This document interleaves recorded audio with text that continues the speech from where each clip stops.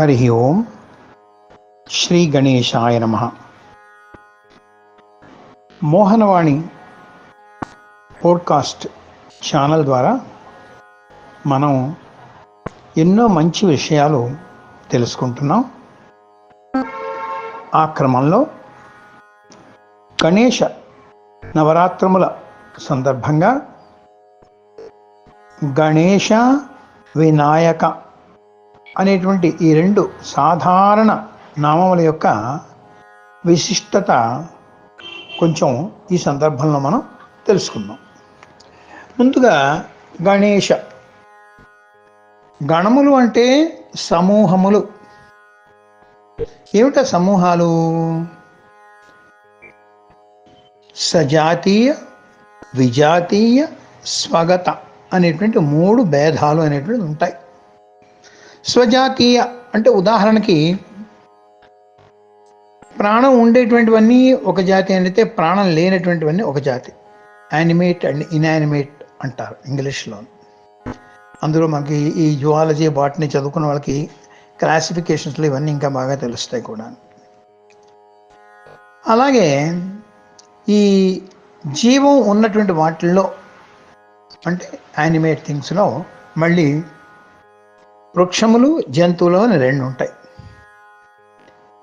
అది మళ్ళీ విజాతీయం. వృక్షములన్నీ ఒక జాతి, జంతువులన్నీ ఒక జాతి. అంటే అది సజాతి, ఇది సజాతి. ఇప్పుడు మళ్ళీ ఒక సజాతిలో వద్దాం.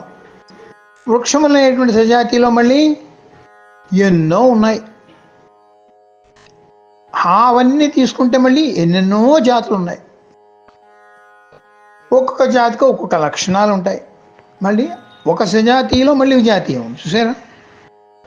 ఆ విజాతీయంలో మళ్ళీ ఒక చెట్టు తీసుకుందాం. ఉదాహరణకు ఒక మామిడి చెట్టు తీసుకుందాం. మళ్ళీ మామిడి చెట్టుకి మాను, కొమ్మలు, ఆకులు, పువ్వులు, పళ్ళు ఇన్ని ఉన్నాయి కదండి. ఇవన్నీ ఆ చెట్టులో ఉండే స్వగత భేదములు అంటారు. అంటే ఏంటన్నమాట, స్వజాతీయ, విజాతీయ, స్వగత భేదములన్నీ ఇవన్నీ గణములే. అలాగే ఉదాహరణకు మనం తీసుకుంటే మనంతా కూడా ప్రాణములు ఉన్నటువంటి జంతు సముదాయంలో మనం వస్తాం. ఈ జంతువుల్లో మనుషులు కొంచెం ఉన్నత స్థితిలో ఇవాల్వ్ అయినటువంటి వాళ్ళని చెప్తారు. దానిలో ప్రతి మనిషిలో కూడా మళ్ళీ చేతులు, కాళ్ళు, బుర్ర అన్నీ ఉన్నాయి కదా, అవయవాలు ఉన్నాయి కదా. మళ్ళీ కణములు, రకరకాల కణాలు అన్నీ ఉన్నాయి కదా. ఇవన్నీ కూడా స్వగత భేదములు అంటారు వీటిని. ఈ విధంగా మొత్తం జీవ సృష్టి అంతా తీసుకుంటే ఎన్నో గణాలు ఉన్నాయి, ఎన్నో సమూహాలు ఉన్నాయి. అలాగే మీరు ప్రాణాలు లేని వాళ్ళు తీసుకోండి, మళ్ళీ రాళ్ళు, రప్పలు, కర్రలు, చెక్కలు ఎన్నెన్నో ఉన్నాయి. ఈ విధంగా ఇన్ని గణములకు కూడా అంటే ఇన్ని సమూహములకు కూడా అధిపతి ఎవరున్నాడో ఆయన గణాధిపతి. గణేశుడు. ఈశ అంటే కంట్రోలర్, అంటే నియంత్రణ కలిగిన వాడు. ఇన్ని గణములు ఏర్పరిచినవాడు ఆయనే. ఈ గణముల్లో చైతన్య శక్తిగా ఉన్నవాడు ఆయనే. ఈ గణములను నడిపించేవాడు ఆయనే. అందుకని ఆయనే గణేశుడు అంటారు. ఇప్పుడు వినాయక నామం గురించి మనం తెలుసుకుందాం. ఇప్పుడు వినాయక శబ్దానికి 3 రకాలుగా మనం ఇక్కడ చెప్పుకుందాం ప్రస్తుతానికి. వినయ రూపుడు వినాయకుడు. వినయం అంటే అందరికీ తెలుసు. అంటే ఏంటన్నమాట, ఒక పాలిష్డ్ బిహేవియర్ అన్నమాట. విద్యా దదాతి వినయం అంటారు. విద్యతో వచ్చేది వినయం. అదే సంస్కారం, చదువు సంస్కారం అనే మాట మనం అంటుంటాం కదా చూసారా. ఆ జ్ఞాన సంస్కారం, సత్ప్రవర్తన, దానిలో వచ్చేటువంటి నేర్పరితనము, నైపుణ్యము అంటే డెక్స్టరిటీ, స్కిల్ అంటాం మనం ఇంగ్లీష్లో, శిక్షణ, ఇవన్నీ కూడా అన్నమాట. ఇవన్నీ వినయంలోకి వస్తాయి. అంటే respectable behaviour, one who imparts learning and training skills and personality development. ఈ రోజుల్లో చూసారా ఈ పర్సనాలిటీ డెవలప్మెంట్ కోర్సులు ఇవి అవన్నీ ఉన్నాయి. ఏమీ ఎక్కర్లేదు, మన వినాయకుడు చరిత్ర అంతా తెలుసుకుంటే అన్ని దానిలో ఉంటాయి. సాఫ్ట్ స్కిల్స్ అని ఇవన్నీ ఉన్నాయి చూసారా. ఇవంతా కూడా వినయంలోకి వస్తాయి. అటువంటి వినయములు పెంపొందింప చేసేవాడు, ఎందుకంటే తనలో అవన్నీ ఉన్నాయి కనుక ఆయన వినాయకుడు అని ఒక అర్థం. రెండో అర్థం వి ప్లస్ నయ, వినయ. నయము అంటే ఏంటి? నడిపే పద్ధతి. ఒక నాయకుడు ఉంటాడు అంటే ఏం చేస్తాడు? ఆయన ముందు ఉంటాడు, ఆయన వెనకాలంతా నడుస్తూ ఉంటారు. అంటే ఎలా నడవాలో, ఏ విధంగా ఏ మార్గంలో నడవాలో తెలియజేసేవాడు, ఆ మార్గంలో అందరూ నడిపించేవాడే నాయకుడు, నేత అంటారు అన్నమాట.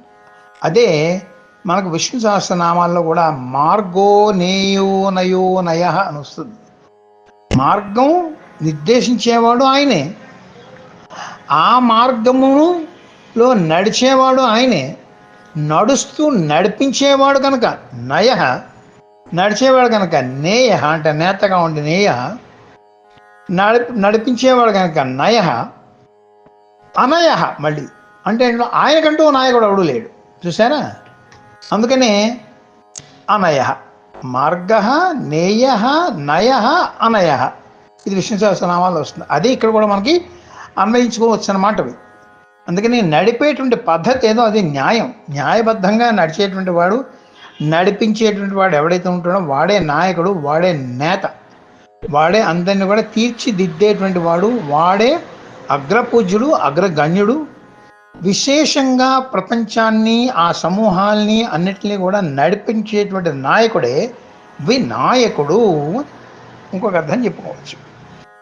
ఇంకొక అర్థంలో తీసుకుంటే ఆయనకంటూ నాయకుడు లేడు, అనయ అని మీద చెప్పుకున్నాం కదండి. అదే విగత నాయక వినాయక అంటే నాయకుడు లేనివాడు, తనకంటూ నాయకుడు లేడు కానీ ఆయన అందరికీ నాయకుడు,